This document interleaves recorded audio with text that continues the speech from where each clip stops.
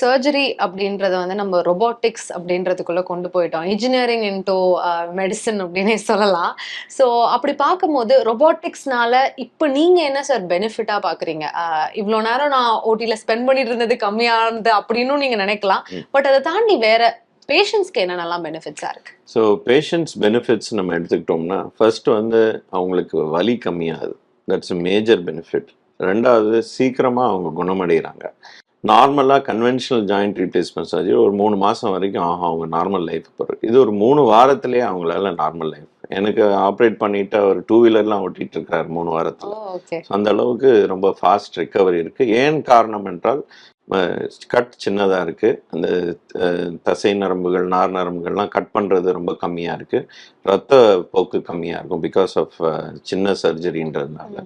So இவ்வளோ benefits இருக்கு. And என்னுடைய பாயிண்ட் ஆஃப் வியூவில் ரொம்ப ப்ரிசிஷனோட நான் வந்து கட் பண்ண முடியுது. ரொம்ப துல்லியமாக அந்த ஆப்ரேஷன் செய்ய முடியுது. ஸோ ரொபோட்டிக் வந்து ஒரு பெரிய வரப்பிரசாதம் தான் அப்படின்றது என்னுடைய கணிப்பு. சோ அந்த ரெக்கவரி ரேட் அப்படின்றது 3 மாசம் நீங்க சொல்லியிருந்தீங்க. இயற்கையே வந்து ஒரு போனை ரெடி பண்றதுக்கு. இப்ப அது 3 வாரங்களா வாரத்துக்கு கொண்டு வந்துடலாம். வந்து குறையுது.